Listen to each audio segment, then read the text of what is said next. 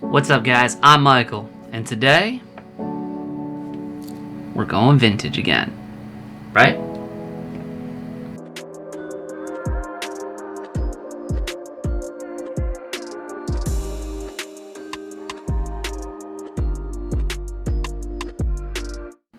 Alright, so we're talking vintage today. We're getting back into it.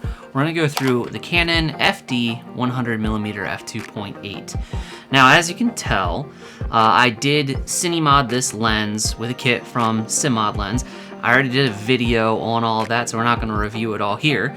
But essentially, I updated it to a modern EF mount, so it'll work directly on a modern EF camera. Now, specifically, this is an NFD lens, so it's one of the newer construction styles of an FD lens. It was made in 1979. It's 5 elements in 5 groups and a 6-blade aperture. Now, 100mm is a beautiful medium telephoto lens. It's fantastic for portraiture. It's fantastic for getting that nice background separation because of the angle of view. Even though it's only a 2.8, it does still create that really, really nice dreamy bokeh and separation.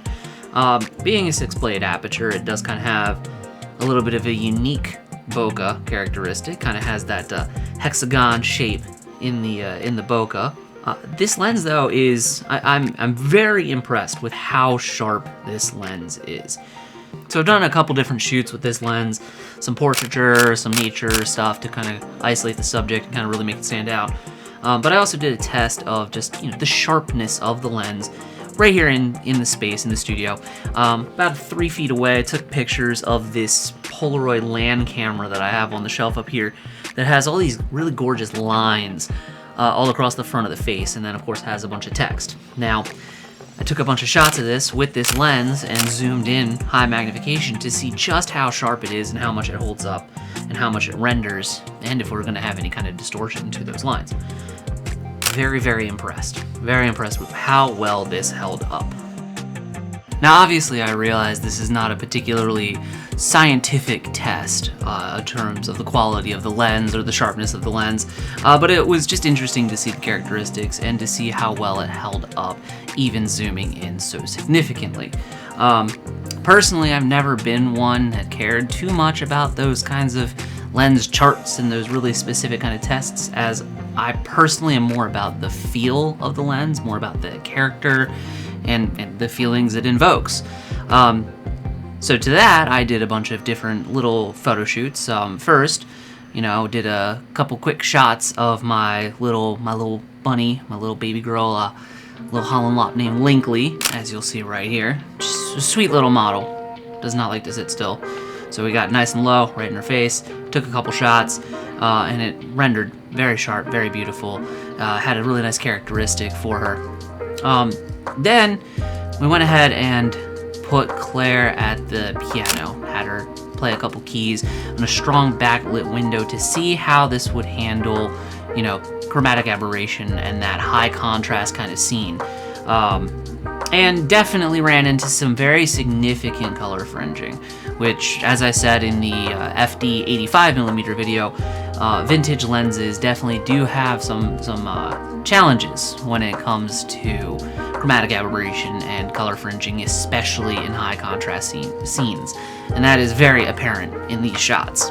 Overall, I'm very pleased with how those shots came out, but of course I wanted to do a little bit more in-depth kind of test. So to test this lens further, to test the characteristics and the feeling of the lens, Claire and I headed out and we found a place with a really nice backdrop so that we could put the lens through its paces in different lighting conditions. So we found some interesting locations that had some very hard light. Also found a few locations that had a mixture and had some of that kind of stipple light as it kind of comes through tree branches.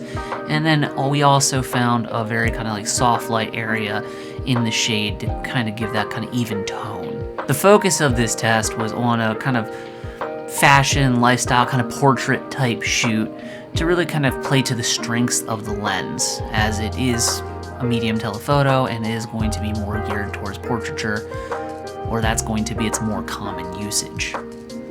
and the results were fantastic, straight out of camera. Well, save for the few that I kind of missed focus, but that's more on me.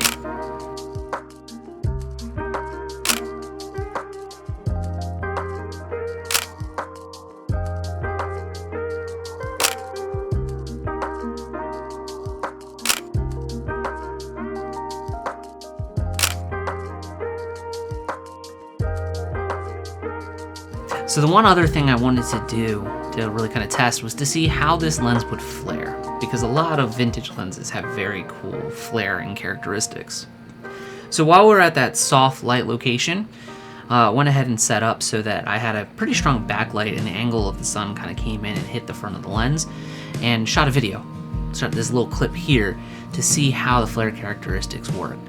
And it was gorgeous, beautiful, like blue flare, pretty strong, very predominant. So it's not subtle at all. It's a very strong flare, but it looks gorgeous.